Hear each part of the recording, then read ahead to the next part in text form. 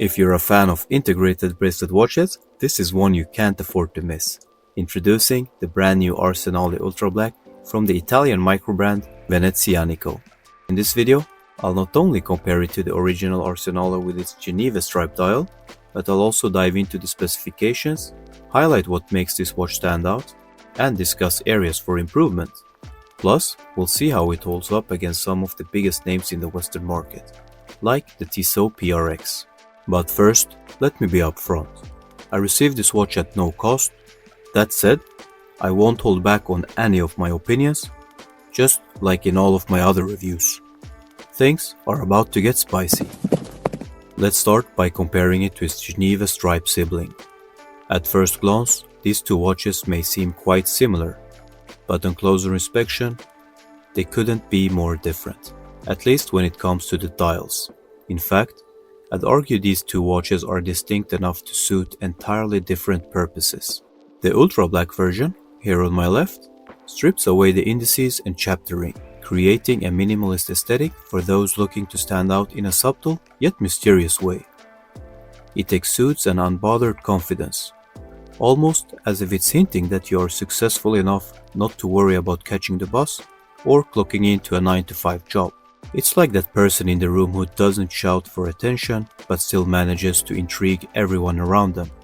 And for those curious enough to ask about it, there is a story to be told. Perfect for breaking the ice.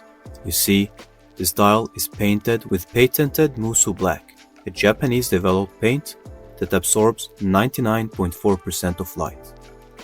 A quick comparison to another matte black dial helps you visualize how actually black this dial is. And it isn't just an expensive patented paint, it's actually very difficult to apply. The smallest speckle of dust would ruin the dial entirely, as it would sharply contrast against the near perfect black surface. And removing any debris isn't an option either, as the paint is incredibly sticky. If dust gets in, the entire dial must be discarded, and the process starts from scratch. This requires a very clean environment, unlike my desk, which also comes at a cost, and is not something that every watchmaker is capable of achieving, just like what Grand Seiko is known for having in their finest assembly lines. Hence, why this Ultrablack version is slightly more expensive than its Geneva striped sibling, if you pair it with a bracelet.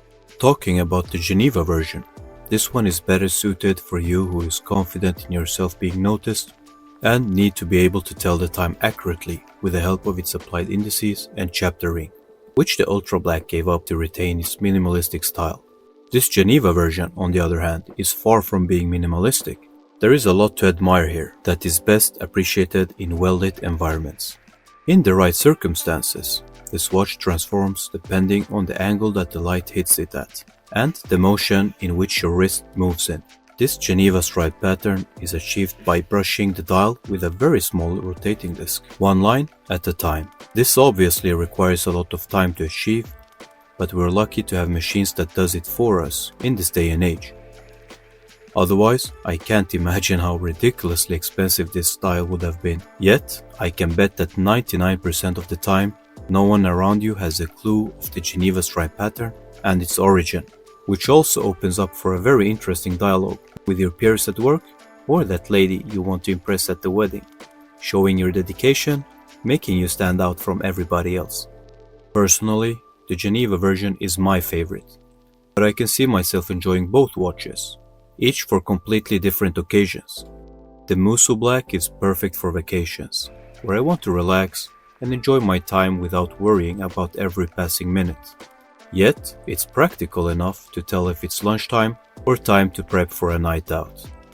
On the other hand, the Geneva version feels like the ideal choice for events where other watch enthusiasts might be sporting their high-end pieces.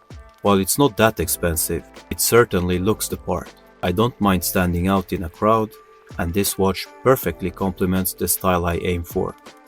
Let's talk about the areas where I'd like to see improvements in the Arsenale, while also comparing its position in the Western watch market. And yes, I have to mention the Tissot PRX, which has become one of the hottest entry-level luxury watches today. To be blunt, the Arsenale makes the PRX look like a budget watch in many ways. Let me break it down for you. Starting with the dimensions, the Arsenale Ultrablack is 8.95mm thick, so barely under 9mm, which is 2mm thinner than the PRX, a 20% difference. This puts it more in line with true luxury Swiss pieces, like the 25 grand Constantin Overseas or the ridiculously priced Patek Philippe Nautilus. However, keep in mind that the Arsenale lacks a second hand, which these two true luxury watches retains at this thickness. I'll get back to this later. As for the remaining dimensions, the Arsenale measures 40mm across, 44mm lug to lug, and extends to 48mm if you count the first bracelet links included. The bracelet starts at 25mm wide at the lugs and tapers to 17mm at the butterfly clasp. The 6mm screw-down crown offers solid threading, contributing to the watch's 50 meters water resistance. Decent, but not matching the PRX 100 meter rating. For me, the thinner profile of the Arsenale outweighs the need for deeper water resistance, especially since I own 10 dive watches and never actually dive with any of them. Relatable, right? The caseback is secured with 6 screws featuring engravings. On the Geneva version, there's a detailed depiction of Venice, paying homage to the brand's Italian roots. The Ultrablack, however, features an engraved space station, symbolizing human progress and complementing the innovative Musou black dial. The Arsenale uses a Miyota 9029 movement, retaining its 28,800 beat rate. This version of the movement comes without a second hand, which makes it impossible for us to admire what would have otherwise been a very smooth sweeping second hand motion. This was a decision they made to retain a thinner profile while also making the watch face more minimalistic and less cluttered. I'd love to see a version of this watch with a second hand, but I respect their design philosophy. If you're considering the Arsenale, get it with the bracelet. It's one of the most beautiful integrated bracelets I've handled. This is where the Arsenale puts the PRX to shame. Its construction is far more sophisticated, combining edge links and mid links with chamfered edges that catches light beautifully, making the PRX look dull in comparison. The taper on the Arsenale bracelet is also in regards to thickness and not only to width. The first link starting at 3.6mm thick near the case and gradually slimming down to 2.8mm a few links down the line, providing balance in terms of comfort. This thoughtful design makes the bracelet feel neither bulky nor out of proportion with the case. Additionally, the bracelet edges are properly deburred with chamfers on the inside that sits against your wrist, making it very comfortable to wear for extended periods. That said, the PRX does have a key advantage: its quick release function, allowing for easy strap swaps without tools.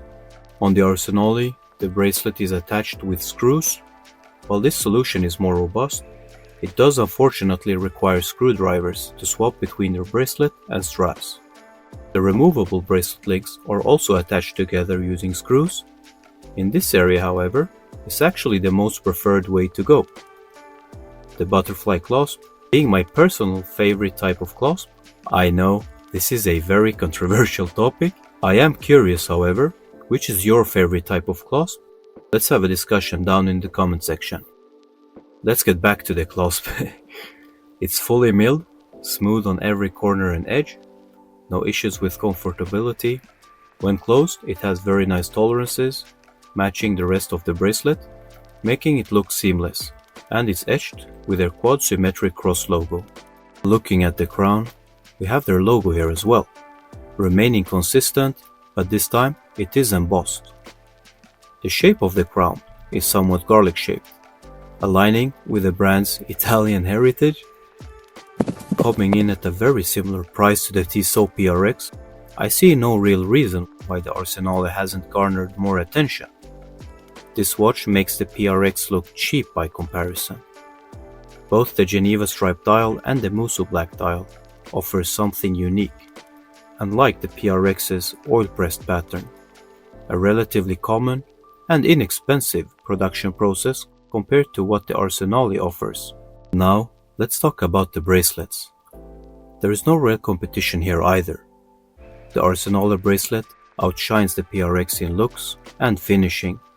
The PRX's only advantage is its quick release mechanism. As for the movements, the Miyota 9029 in the Arsenale is ahead of the proprietary Powermatic 80 found in the PRX. The Powermatic 80 uses a plastic escapement, which Tissot claims is self-lubricating, hence should last longer. However, they fail to mention the fact that this is an unproven and fairly new invention. It's nothing more than sales tactics for covering up for cheapening out on production costs. Being a mechanical engineer myself, I know for a fact that if any plastic is self-lubricating, it means that the plastic will dry out over time, becoming brittle and prone to cracking from even minor shocks. Worse still, replacement parts for the Powermatic 80 are not currently available, making it unserviceable for now. In contrast, the Miyota 9029 uses a traditional metal escapement, which can be serviced by any watchmaker with a simple drop of oil every 10 to 15 years. It stays true to the charm of mechanical watchmaking. No plastic gimmicks here. This is a big win for the Arsenale, further proving why it deserves more recognition. Make sure to subscribe and like if you appreciate my hard work. Also consider watching another one of my videos seen here on the screen. I'm not here to sell you watches, I'm here to entertain and inform. Only buy what feels right for you. There is no right or wrong choice. Unless, of course, it's a Daniel Wellington. Peace out.